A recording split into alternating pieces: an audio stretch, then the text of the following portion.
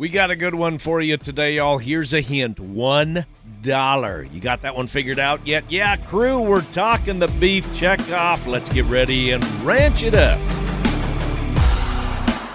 Good day, everyone, and welcome to this all-new episode of the Ranch It Up Radio Show. I'm Jeff Tigger Earhart.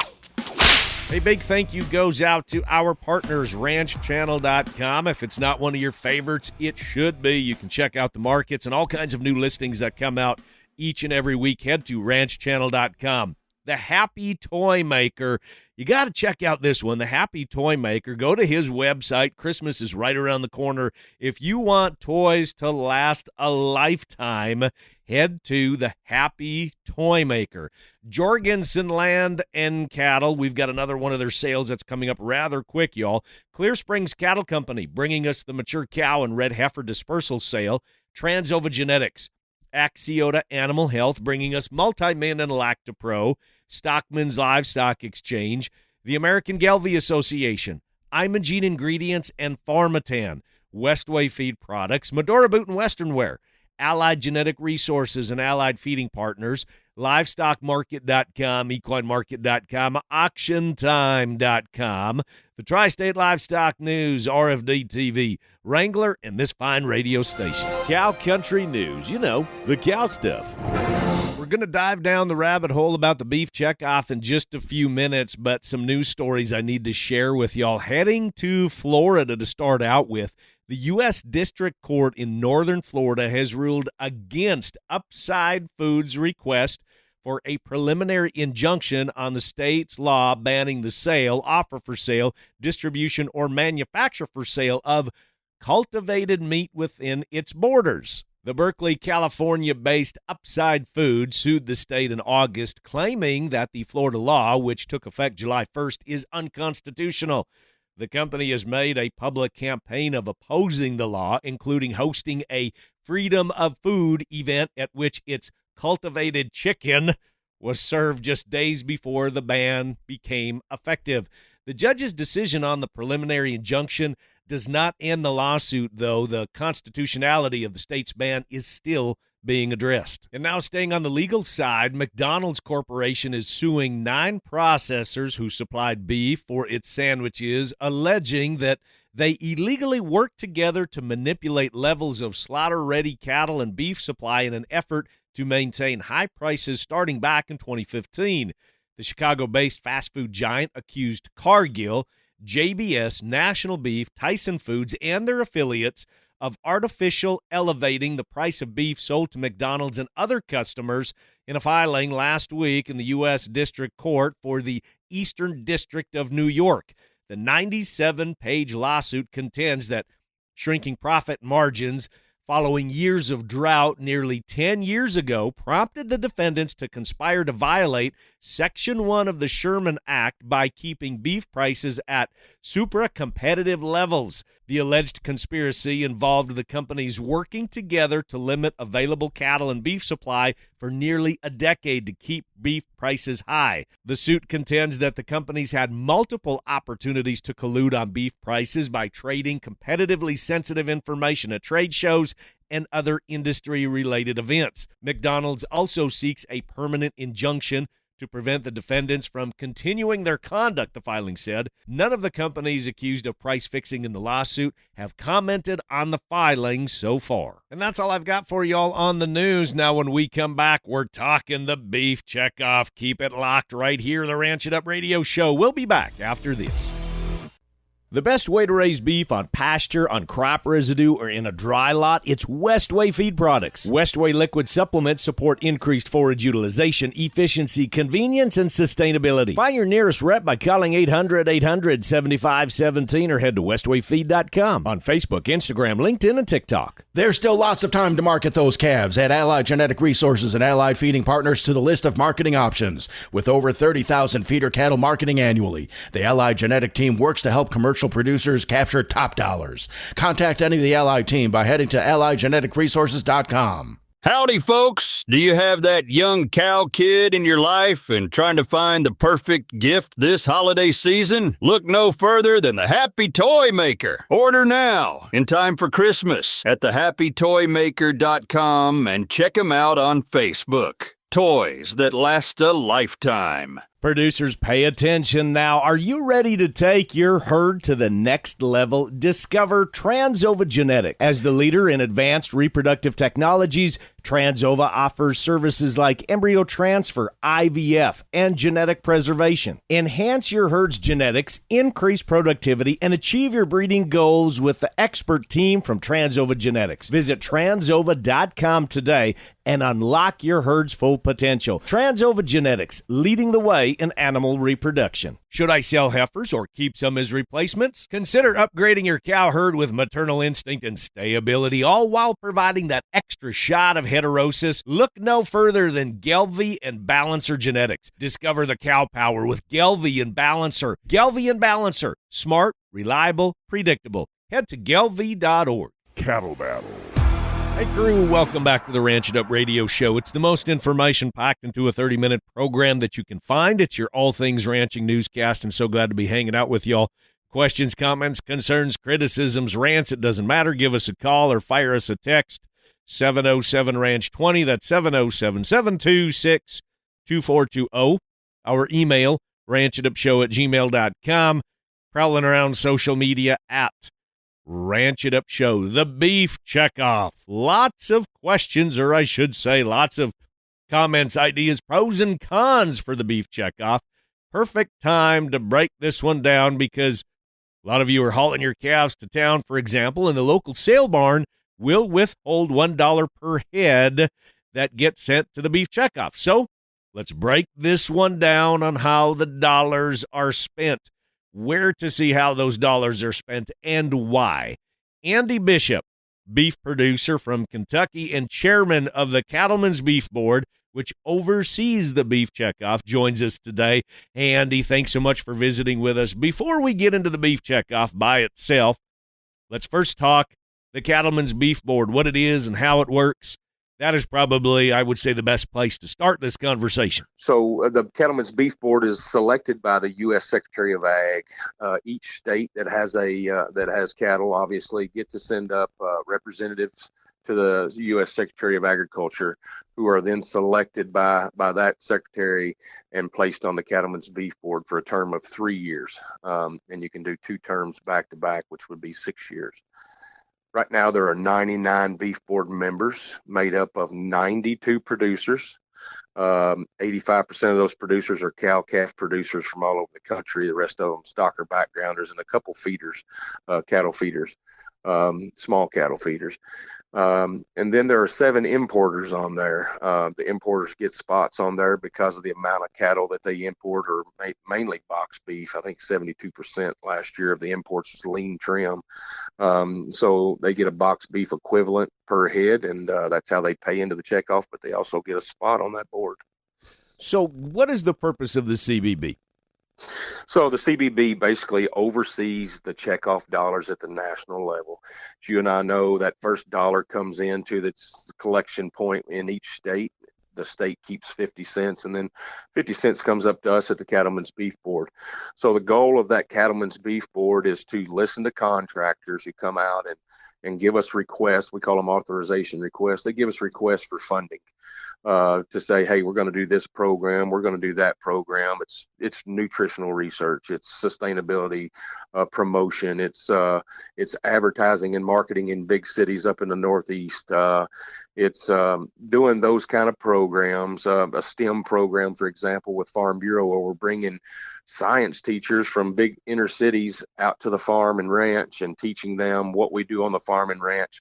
But they also get a curriculum to take back to teach their science students at home about biology and through an animal science lens, which is what we need today. So we listen to those requests, and then committee members will score and rank and grade them, give feedback on to the operating committee, who makes the decision on how those dollars are funded. And so once the operating committee balances the budget and decides who gets what amount of money, in a nutshell, Then those contractors go out and do the work, and then they come back and ask for reimbursement. And that's probably a big misconception is we don't give them a check up front. They go do the work, and then they come back and ask for reimbursement after we've done a review of what they've done. Got it. They kind of got to show their receipts and their books here a little bit to say that what we applied for, we actually did. You bet. And that's how it keeps everybody honest, keeps everybody on the same page, and make sure that we're being good stewards of those dollars.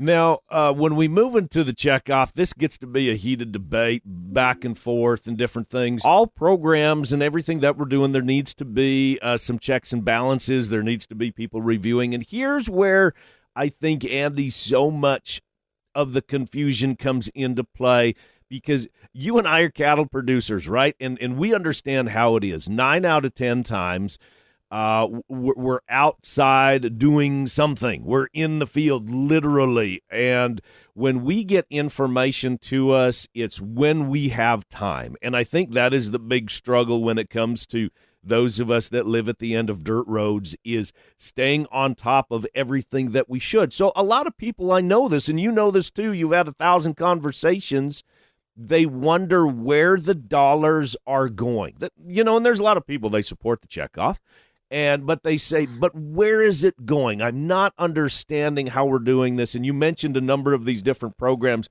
like the science teachers coming out. I think that's absolutely phenomenal. But I know that there's a number of individuals that they may see advertisements in some of our industry magazines, different beef magazines and publications, and they say, well, gosh, we don't need to market to fellow cattle producers. We need to push and promote what we're doing to those people that are 2, 3, 4 generations removed from the farm and ranch. You bet. And that's where the majority of our dollars go. We do spend a little bit of money each year on what we call producer communications. And basically, it's just like you being a shareholder of a major corporation, right? If you're a shareholder, you're going to get quarterly reports to say, hey, here's what we're doing in the company, and here's how we're spending those dollars in the company, and here's the kind of return we're getting. We do that so that producers hopefully will have some buy-in to the checkoff, see what we're doing, and getting that message out there. Beefboard.org and a publication called The Drive. Man, for those people at the end of those dirt roads you talked about, The Drive is a quarterly publication we put out just for the producers. It says, okay, here's what we're doing with your dollar so that you can see that. Because really, in all reality, we don't want to spend dollars to promote beef to you, just like you commented. We want to put those dollars where they're best spent. And that's in front of that millennial mother, that 25 to 45-year-old mother that's spending 8 hours a day on social media. That's the newest stat that came out, 8 hours a day on social media. I still blows my mind. Yeah, that's a full-time job, isn't it? I mean, just entertaining yourself. Exactly. And so where do I want to be? Well, I want to be in front of her on social media, on Snapchat and Spotify and YouTube and Pandora and all those platforms right, where she's spending her time. And so we spend a lot of dollars there. Inadvertently, that producer's not going to see those advertisements there because they're probably not on those platforms for 8 hours a day because they're on the ranch, right? Exactly, right. Yeah, and so it's hard to explain to a producer, you're not seeing those dollars being spent because we're not spending them to promote it to you. We're trying to get in front of that mother. We're trying to get that promotion out there. But we also got to teach her that, hey, beef is nutritious.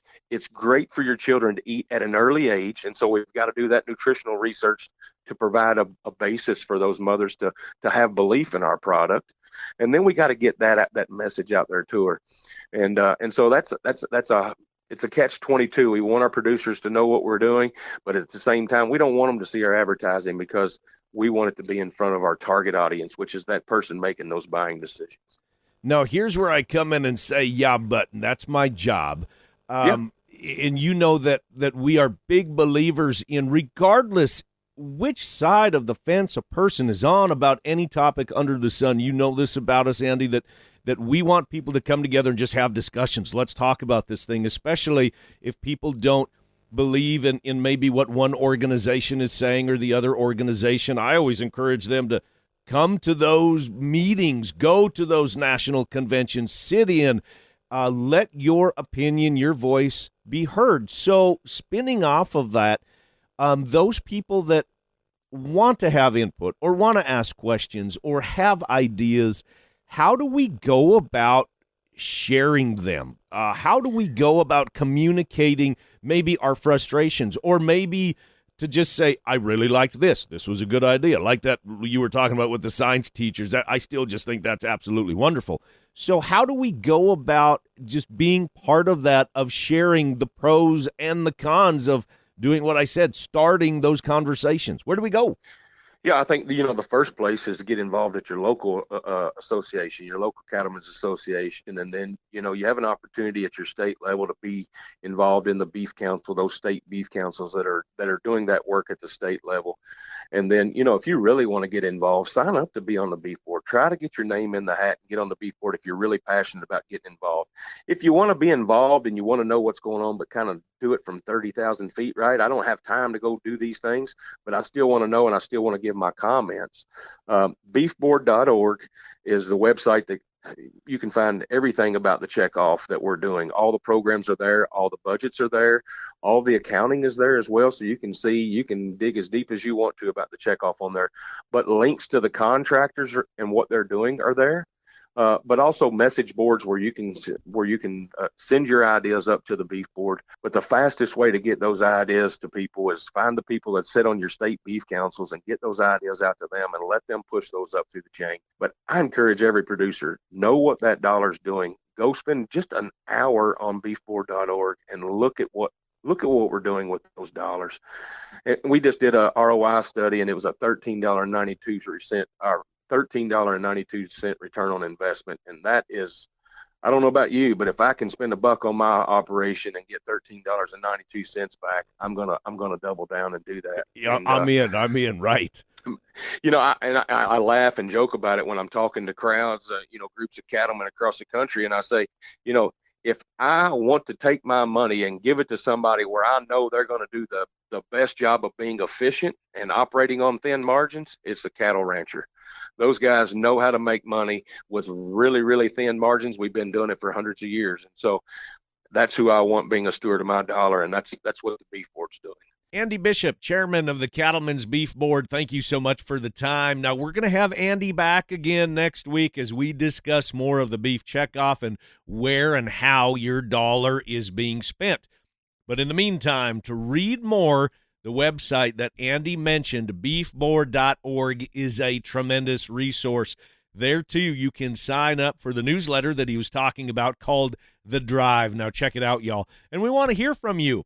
Your opinions, your thoughts, comments, concerns, criticisms, rants, holler our direction and share with us. We love hearing from y'all. All right, time for a quick break. When we come back, markets, numbers, horses, hay, we got it all right here on the Ranch It Up Radio Show. RanchChannel.com, bull sales, western events, product information, right at your fingertips on the ultimate cowboy-friendly platform. Want to follow up-to-date markets? RanchChannel.com. No need to dig for information on all these different websites. It's all right there on RanchChannel.com. Jorgensen Land and Cattle presents the Legends of the Fall Bull Sale, Friday, November 15th at Arcadia Stockyard in Arcadia, Florida, selling JLC Smart Bulls along with long-aged Wink Charlet bulls. Sale information at jorgensenfarms.com and ranchchannel.com. Attention cattle producers. Boost your herd's trace mineral status with Axiota Animal Health's Multi-Min 90. This injectable solution delivers essential trace minerals known to support cattle health and reproduction. Don't settle for less when it comes to your herd health. Trust Axiota Animal Health to keep your cattle in prime condition. Visit your local supplier or veterinarian to learn more about Multi-Min 90. Multi-Min 90, because healthy cattle mean a healthy bottom line. Clear Springs Cattle Company, that brings you the annual Bred for Balance sale. They invite you to the first annual mature cow and red heifer dispersal. Proven top Simmental and Sim-Angus genetics, Saturday, November 30th at the ranch in Starbuck, Minnesota. All the details at ranchchannel.com and bredforbalance.com. Check out Medora Boot and Western Wear. Medora Boot and Western Wear is our go-to for boots, jeans, especially jackets, and even those hard-to-find accessories that make perfect gifts. Check out MedoraBoot.com, or better yet, give Kim a call at 701-623-1005 and tell Kim that Tigger and Beck sent you.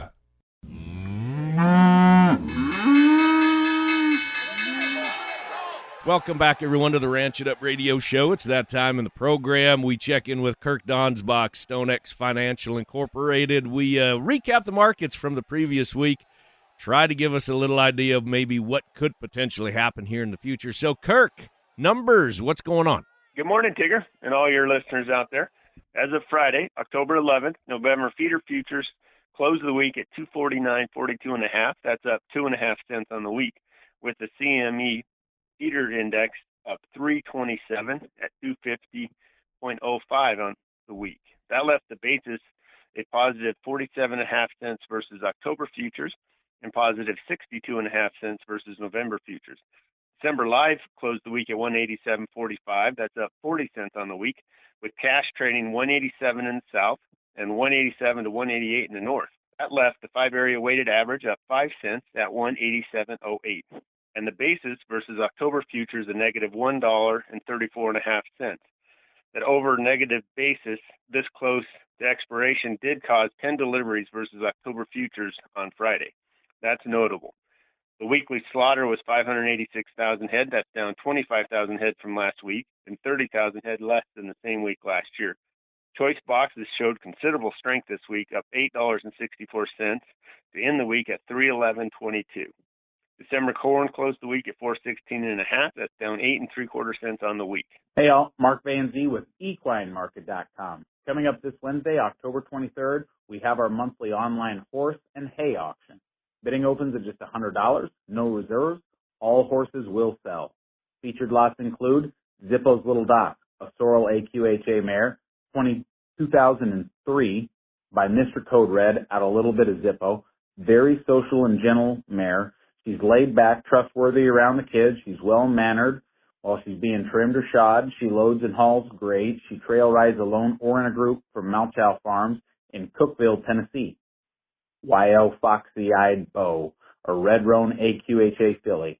2024, 5-panel negative by parentage. She should mature to about 15 hands. She's been started on leading. She's foundation bred and goes back to Sunny D. Bar, Skips Brick, Two-Eyed Jack, and YO Blue Haze. She's an excellent versatile prospect that could be used for roping, barrels, trail riding, or leisure from R&K Trail Horses in Waseca, Minnesota. Rain, a pony paint mare, 2016. She's had 2 foals with no complications. She's gentle to handle on the ground. She stands tied, stands for the farrier, and she loads in the trailer with no issues from Rico Farms in Decatur, Texas.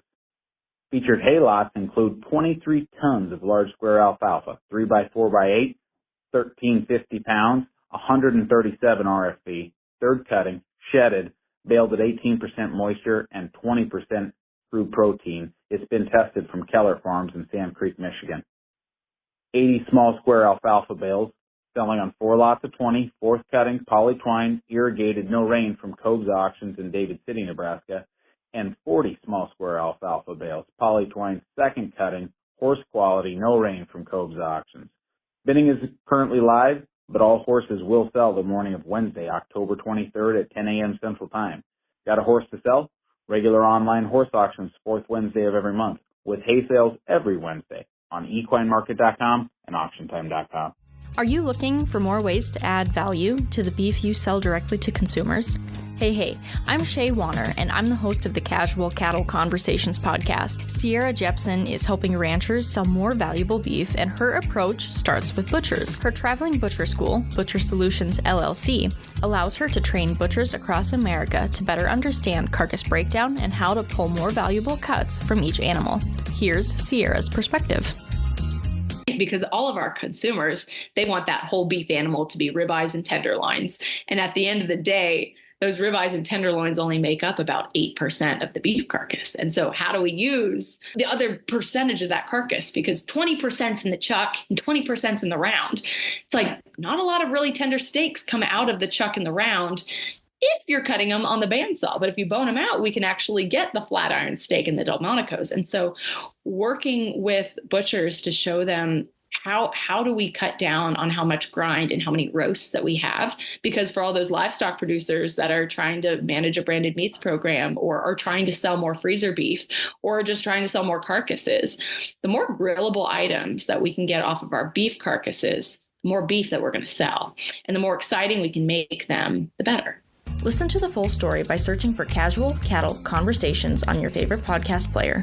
Happy ranching, folks. And now before we say fare thee well, we want to give a big old tip of the hat to all of you that have been preg checking those cows and those heifers. Hope your open percentage was and is low. And in fact, we're going to be talking about those open cows, managing that portion of potential income along with getting the herd ready as we start to move towards the inevitable, towards wintertime. But for this episode, it's time to wrap it up for today. A big thanks to our crew, Andy Bishop with the Cattlemen's Beef Board. Appreciate it, Andy. Shaye Wanner with Casual Cattle Conversations. Kirk Donsbach, StoneX Financial Incorporated. Mark VanZee with EquineMarket.com. And the boss lady, Rebecca Wanner, a.k.a. Beck, off again today. Hey, big thank you goes out to our partners, RanchChannel.com. Check it out. Make sure it's one of your favorites on the phone, by the way. You can follow the markets along there up to date each and every day. The Happy Toy Maker, Jorgensen Land and Cattle, Clear Springs Cattle Company, and the Mature Cow and Red Heifer Dispersal Sale, Transova Genetics, Axiota Animal Health, bringing us Multi-Min and Lactapro, Stockman's Livestock Exchange, the American Gelbvieh Association, Imogene Ingredients, bringing us Pharmatan, Westway Feed Products, Medora Boot and Western Wear, Allied Genetic Resources, and Allied Feeding Partners, LivestockMarket.com, EquineMarket.com, AuctionTime.com, the Tri-State Livestock News, RFD TV, Wrangler, and this fine radio station. And crew, so glad y'all came with us one more time as we ranch it up. Be sure to follow and like us on Facebook at Ranch It Up Show. Our email is ranchitupshow@gmail.com. You can call and you can text any time of the day, 24/7. That phone number is 707-RANCH-20. It's 707-726-2420, 707-RANCH-20. Spread the good word and join us again next week where it's always Tigger and Beck approved. Stay ranchy and ranch it up.